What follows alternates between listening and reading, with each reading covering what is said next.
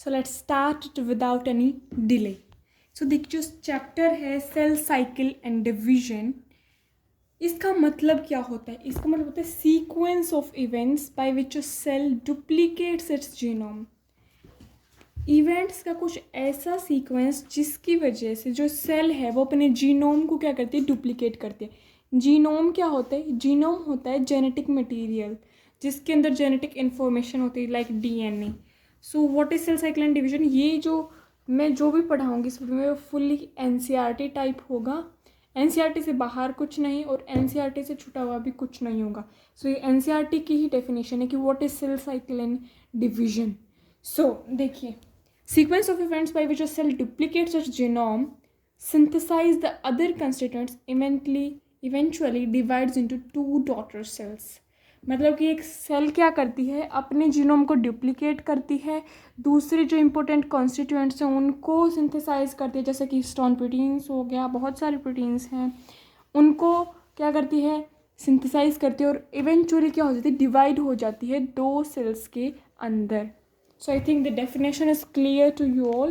So genetic control ये process होती है। जो सेल साइकिल एंड डिवीजन है वो क्या है? एक जेनेटिक कंट्रोल्ड प्रोसेस है, मतलब कि ये जीन्स के द्वारा कंट्रोल होती है। अब देखो, सेल साइकिल एंड डिवीजन में सबसे पहले हमने एक पेज क्लियर कर लिया है एनसीईआरटी का। दूसरी बात आती है कि टाइम पीरियड, कितनी सेल को कितना टाइम लगता है डिवाइड करने के लिए।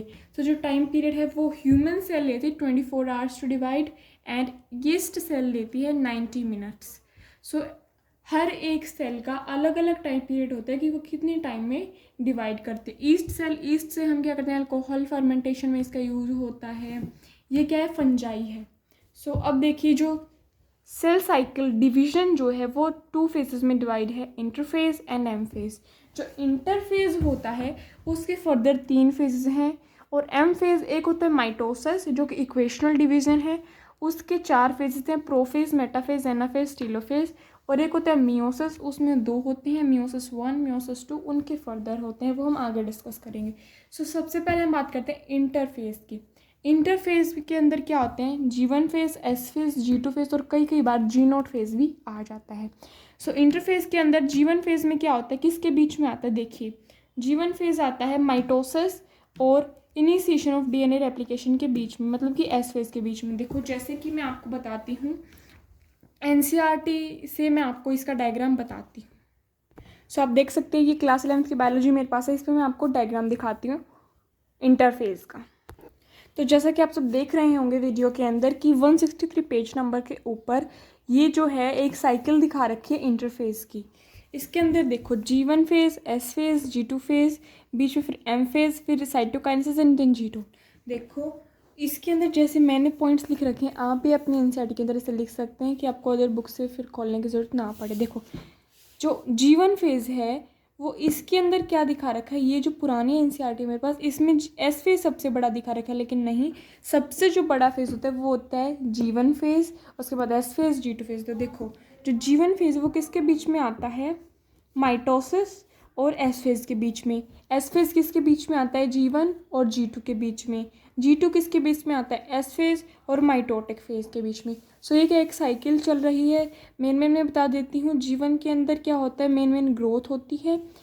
एस फेज़ के अंदर क्या होता है? डीएनए का रेप्लिकेशन होता है, हिस्टोन डुप्लीकेशन और सेंट्रियोल का डुप्लीकेशन होता है। G0 के अंदर जो अदर जो रिक्वायरमेंट होती हैं डिवीजन के लिए वो होती हैं, कुछ सेमी ऑटोनोमस ऑर्गेनेलीज की डुप्लीकेशन, जैसे mitochondria, chloroplast, Golgi apparatus etcetera की इसके अंदर क्या होती है?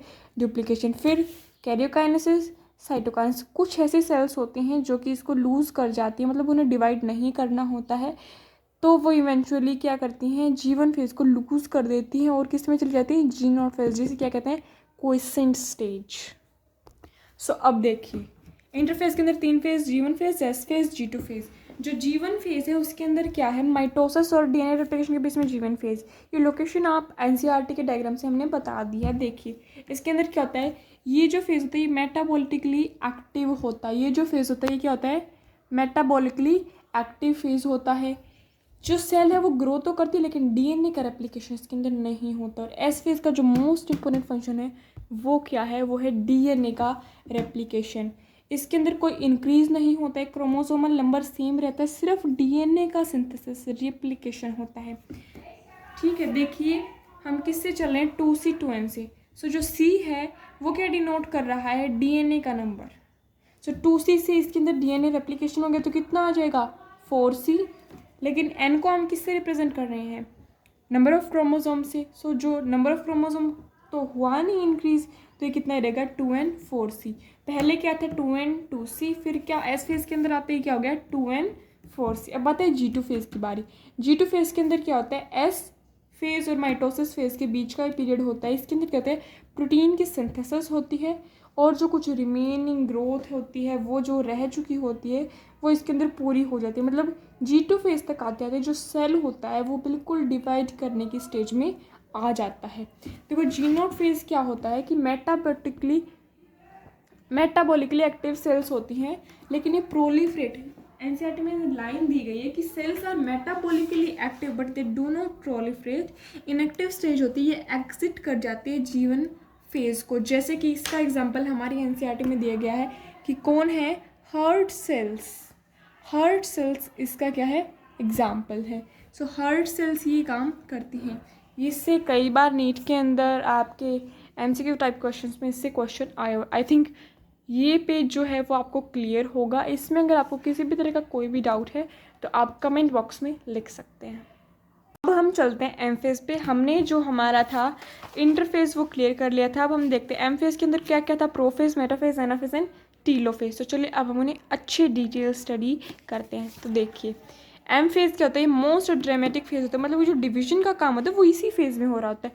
और जो फेजेस थे उसके अंदर किसके अंदर डीएनए रेप्लिकेशन होता है, किसी के अंदर सेल मतलब क्या प्रिपेयर कर रही थी अपने आप को डिवाइड करने के लिए। एम फेज क्या होता है, मोस्ट ड्रामेटिक फेज ये होता है। इसके अंदर क्या होता है, 4 phase, prophase, metaphase, anaphase and telophase. Prophase के अंदर क्या होता है, जो क्रोमेटिन मटेरियल होता है ना उसकी क्या होती है, कंडेंसेशन होती है। जो क्रोमेटिन मटेरियल है उसकी क्या होती है, कंडेंसेशन होकर क्रोमोसोम बन जाता है।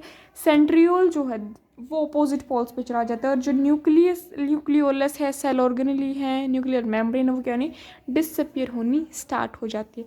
ये देखिए ये हमारी जैसे एक सेल है, ये इसकी सेल मेम्ब्रेन है, ये न्यूक्लियर मेम्ब्रेन, ये क्या हो गई, डिसअपियर होना स्टार्ट हो चुकी है। इसके अंदर जो न्यूक्लियोलस है वो भी डिसअपियर होना स्टार्ट हो गया। और जो ये जो क्रोमेटिन मटेरियल था ये थोड़ा थोड़ा क्या होने लग गया है, डिस्टिंक्ट होना स्टार्ट हो गया, मतलब विजिबल होना स्टार्ट हो गया। और जो सेंट्रियोल है, सेंट्रोमियर है, वो क्या हो गया है, अपोजिट पोल्स पे आना स्टार्ट हो गया। और सेंट्रोमियर एस्ट्रल रेज के साथ हमें विजिबल होना स्टार्ट हो गया।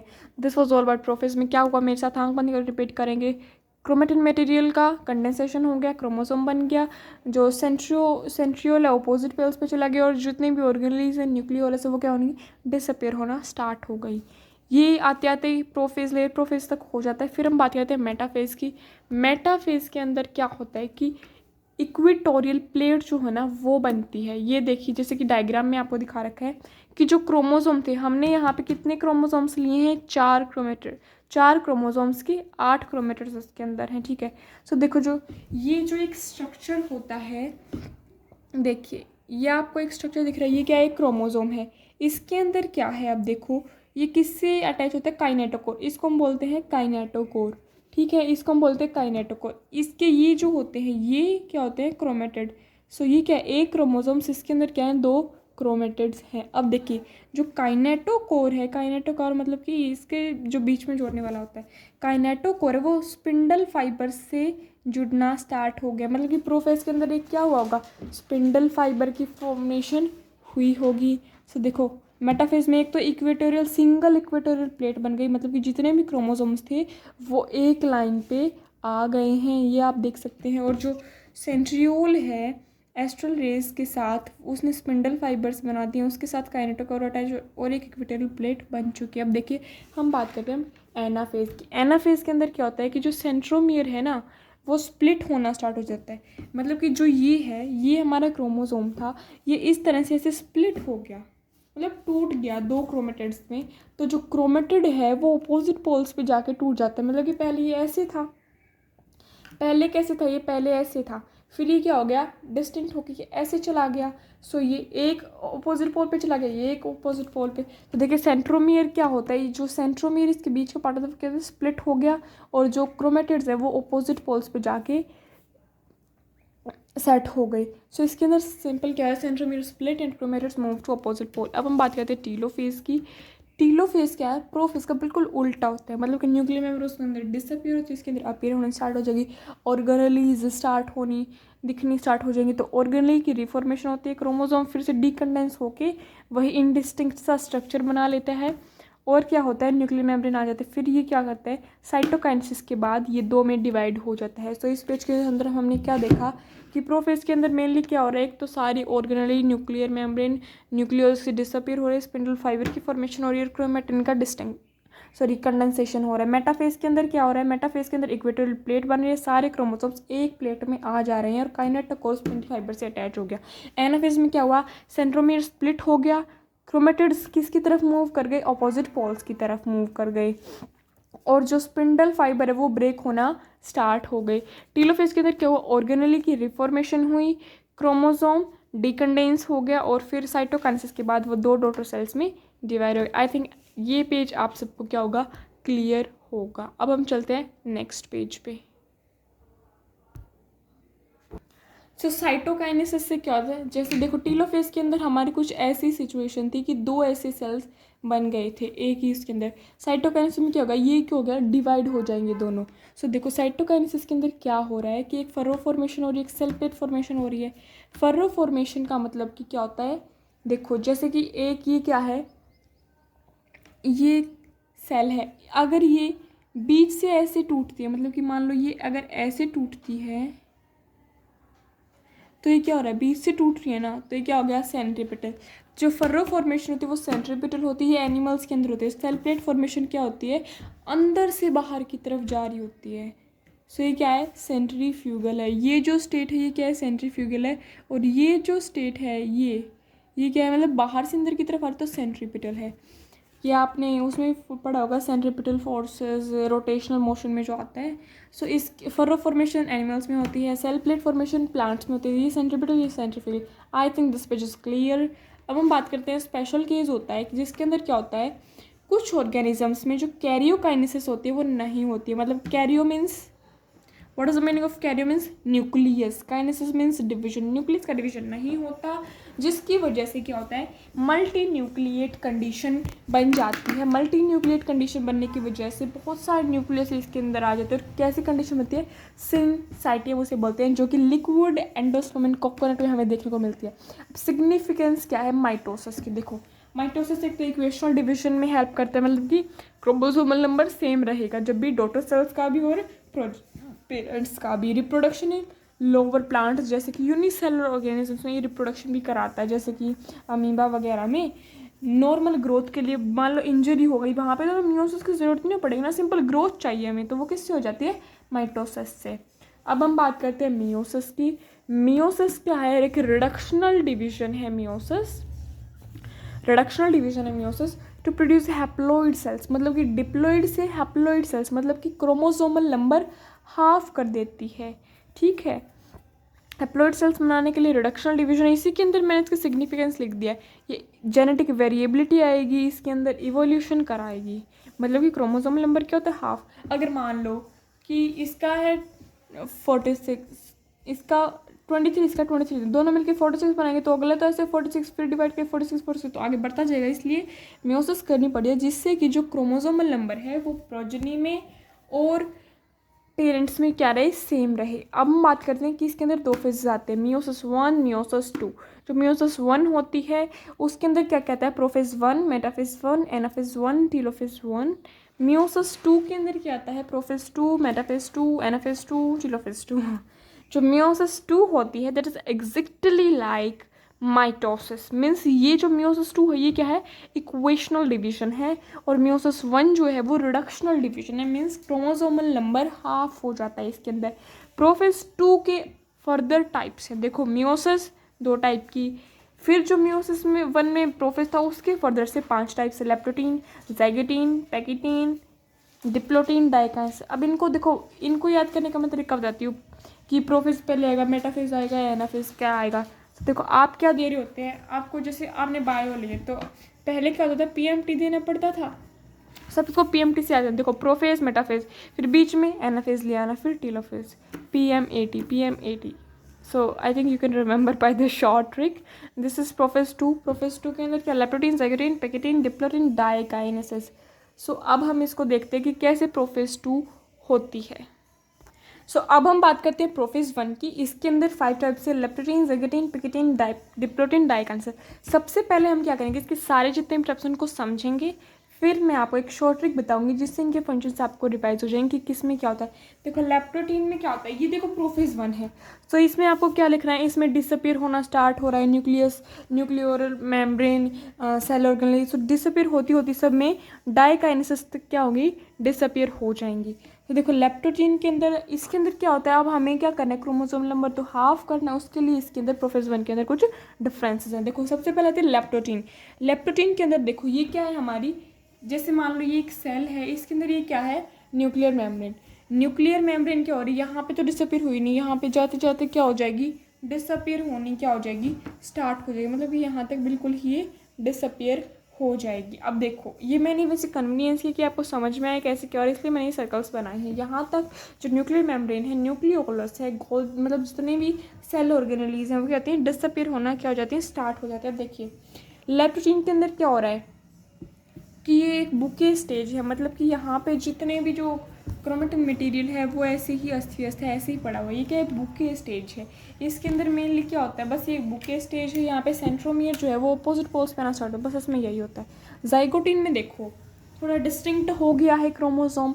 इसके अंदर क्या होता है कि देखो यहाँ पे आपको दिख रहा होगा कि इसके अंदर क्या होता है, ये देखिए ये क्या है, 2 होमोलोगस क्रोमोसोम्स है। होमोलोगस का मतलब क्या होता है कि मतलब कि सेम हाइट हो, सेम इसके अंदर जेनेटिक मटेरियल हो, ये सब क्या है, होमोलोगस क्रोमोसोम। देखो इनकी हाइट क्या है, सेम है, सेम इनकी मतलब कि सेम पे क्रोमेटेड हैं। तो अब देखिए ये क्या है, कलर डिफरेंट मैंने इसलिए बनाया ताकि आगे जब हम प्रोसेस करेंगे उसके लिए आपको समझ में आ जाए। ये देखिए ये बुके स्टेज तो ऊपर वाली थी, यहाँ पे आपको कंफ्यूज होने की बिल्कुल भी ज़रूरत नहीं है, इसकी है। इसके अंदर क्या हो रहा है, ये बुके स्टेज है। अब यहाँ पे देखिए ये क्या है हमारा जाइगोटीन, इसके अंदर जो क्रोमोसोम था ना, इनके बीच में क्या बन गया, ये साइनेप्टोनिमल कॉम्प्लेक्स बन गया है। ये जो साइनेप्टोनिमल कॉम्प्लेक्स है ये क्या है, देखो इसके अंदर बाइवेलेंट बनता है। Bivalent in the form of कितने क्रोमोसोम्स है, 2 क्रोमोसोम्स हैं, तो बाइवेलेंट बना, मतलब कि जो एक बाइवेलेंट होता है वो किसके इक्वल होता है, half the number of chromosomes. Bivalent बन गया। और अगर हम बात करें क्रोमेटिड्स के हिसाब से तो कितने क्रोमेटिड्स हैं, 4 क्रोमेटिड्स हैं, तो क्या बना, टेट्राड। बाइवेलेंट कब बोलेंगे, जब क्रोमोसोम की बात हो रही होगी। टेट्राड कब बोलेंगे, जब एक क्रोमेटिड की बात हो रही होगी। तो एक बाइवेलेंट एक टेट्राड के इक्वल होता है, और एक जो बाइवेलेंट होता है वो half the number of chromosomes. जैसे कि 2 क्रोमोसोम है तो एक बाइवेलेंट बना, ठीक है ना।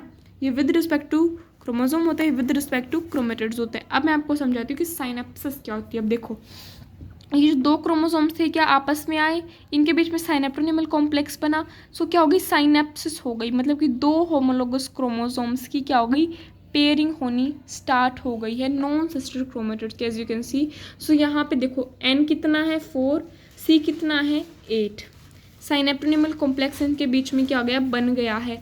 n किसको रिप्रेजेंट कर रहा था, नंबर ऑफ, बताओ नंबर ऑफ क्रोमोसोम्स को, c डीएनए को। अब देखिए यहाँ पे कितने हैं, ये तो 8 है ना, 1 2 3 4 5 6 7 8, और इसके अंदर n कितना है, 4 ही तो है, क्रोमोसोम्स तो 4 ही हैं। अब देखिए अब हम पढ़ते हैं पैकिटीन पे। सो देखिए लेप्टोटीन में सिंपल बुके स्टेज, जाइगोटीन में साइनेप्सिस और साइनेप्टोनिमल कॉम्प्लेक्स से 2 होमोलोगस क्रोमोसोम्स की पेयरिंग हो गई है, 2 होमोलोगस क्रोमोसोम की पेयरिंग हो गई। ये साइनेप्टोनिमल कॉम्प्लेक्स है, इससे ये ऐसे बन के देखो, जैसे कि ये ऐसे है, इससे क्या होगी, यहाँ पे साइनेप्टोनिमल कॉम्प्लेक्स इसके बीच में आ गया है 2 होमोलोगस क्रोमोसोम्स की नॉन सिस्टर क्रोमेटिड्स। अब देखिए पैकेटीन में क्या हो रहा है, क्रॉसिंग ओवर हो रही है, मतलब कि जो ये वाला क्रोमोसोम और ये वाला क्रोमोसोम से इसकी जो सेगमेंट्स इसने इसको दे दी, इसने इसको दे दी, तो क्या हो रही है, क्रॉसिंग ओवर हो रही है। किसके द्वारा, सबसे पहले आता है रिकॉम्बिनेंस। रिकॉम्बिनेंस नोड्यूल्स में क्या है, देखो जैसे ये है, ये जो क्रोमोसोम है इसका क्या हो रहा है, रिकम्बाइन हो रही है दूसरे क्रोमोसोम के साथ। रिकॉम्बिनेज अनबाइंडेज मतलब कि इससे इसको हटाएगा, इससे इसको हटाएगा, तभी तो दूसरे पे जोड़ेगा, फिर लाइगेज दोनों को जोड़ेगा। सो इसमें क्या हो रहा है, काइस्मेटा फॉर्मेशन दिखनी स्टार्ट हो जाती है। काइस्मेटा फॉर्मेशन पैकेटिन में होती है, साइनेप्सिस में, जाइगोटिन में। डिप्लोटिन में क्या होता है कि जो साइनेप्टोनिमल कॉम्प्लेक्स है ना वो हटना स्टार्ट हो जाता है, और ये जो क्रोमोसोम है इसकी डी साइनेप्सिस होती है। डी साइनेप्सिस मीन्स जो साइनेप्सिस हुई थी, साइनेप्टोनिमल कॉम्प्लेक्स ने दो होमोलोगस क्रोमोसोम को जोड़ा था तो वो टूटने स्टार्ट होते और इसके अंदर काइस्मेटा विजिबल होना स्टार्ट हो जाता है। डाइकाइनेसिस में वही टर्मिनलाइजेशन ऑफ काइस्मेटा मतलब कि जो ये इसका जो सेगमेंट इसके पास आता है वो इसके पास चला जाता है, इसका और फिर ये दूर दूर जाना स्टार्ट हो जाते हैं। देखो लेप्टोटीन के अंदर सिंपल बुकेसेज, जाइगोटीन के अंदर साइनेप्सिस हो रही होती है, पैकेटीन के अंदर क्रॉसिंग ओवर होती है, डिप्लोटीन के अंदर काइस्मेटा फॉर्मेशन सीन होती है, डाइकाइनेसिस में terminalisation of chiasmata. I think I am clear to this pitch. इसमें हमेशा डाउट रहता है, ध्यान रखेंगे क्या हो रहा है। एक बाइवेलेंट एक टेट्राड के इक्वल होता है। सो जो अब तक हमने जो देखा वो क्या था, प्रोफेज 1। फिर हम बात करते हैं उसके अंदर क्या कहते हैं, मेटाफेज 1 भी, एनाफेज भी और टीलोफेज भी। तो देखो जो मेटाफेज 1 है उसके अंदर क्या हुआ, जो डी साइनेप्सिस हुई थी मतलब कि इसका सेगमेंट इसके पास आ गया था, इसका सेगमेंट इसके पास आ गया था, तो मेटाफेज के अंदर क्या हो रही है, दो इक्वेटोरियल प्लेट्स बननी स्टार्ट हो गई। मतलब कि दो इक्वेटोरियल प्लेट्स पे जो क्रोमोसोम है उन्होंने अपने आप को क्या लिए सेट कर लिया है। सो होमोलोगस क्रोमोसोम्स जो हैं वो अरेंज हो गए हैं किस पे, इक्वेटोरियल प्लेट्स, मेटाफेज 1 के। एनाफेज 1 में क्या हो रही है कि पूरा का जो पूरा क्रोमोसोम है ना वही जा रहा है अपोजिट पोल्स पे। जो पूरा का पूरा क्रोमोसोम से एनाफेज 1 में और सिंपल एनाफेज में डिफरेंस होता है कि उसमें तो क्रोमेटिड्स मूव करते हैं, इसके अंदर पूरा का पूरा क्रोमोसोम ही मूव कर गया है। तो क्या हो गया, सेग्रीगेशन हो गया होमोलोगस क्रोमोसोम्स का। टीलोफेज के अंदर क्या हो रहा है, टीलोफेज के अंदर कि जो अब एक ये सेल बन जाएगी, एक ये सेल बन जाएगी, तो ये क्या हो गया, न्यूक्लियस में डिवाइड हो गए, तो दो न्यूक्लियस इसके अंदर बन चुके हैं। सो ये जो सारा था ये क्या था, मेटाफेज 1, एनाफेज 1, टीलोफेज 1, ये सारा क्या था, और प्रोफेज 1 मियोसिस 1 का पार्ट। अब हम बात करते हैं बीच में क्या आती है, इंटरकाइनेसिस। मतलब इंटरकाइनेसिस मतलब पीरियड जो होता है between metaphase 1 and meiosis 1 and meiosis 2। इसके अंदर देखो इंटरकाइनेसिस मतलब कि डिवीजन हो जाना। सो अब ये जो दो न्यूक्लियस इनका डिवीजन होकर क्या बन जाएगी, सेल्स बन जाएंगी। फिर क्या ये जो दो सेल्स आई यहाँ पे इनका प्रोफेज में जो फिर से ये क्या हो गया, डिकंडेंसेशन हो गया था, यहाँ पे कंडेंसेशन होना स्टार्ट हो गया बिल्कुल माइटोसिस की तरह। फिर ये क्या होगा, एक एक इक्वेटोरियल प्लेट्स पे आ जाएंगे, फिर ये इसके अंदर क्रोमेटिड्स मूव कर जाएंगे, और फिर 4 डिप्लॉयड सेल्स से मतलब एक डिप्लॉयड सेल से क्या हुआ कि 2 हैप्लॉयड सेल्स बन गई। तो 4 क्या बन रही हैं, हैप्लॉयड सेल्स बन गई हैं। सो ये थी हमारी क्या, पूरी की पूरी ये क्या थी हमारी cell cycle and division. So अगर आपको हमारी वीडियो पसंद आई हो तो go to this channel and subscribe to it, press the bell icon. साथ ही में आपके लिए जो नोट्स बनाए जा रहे हैं वो लोकोमोशन एंड मूवमेंट के भी नोट्स आपके लिए बनाए जा रहे हैं। So go to the channel, subscribe to it.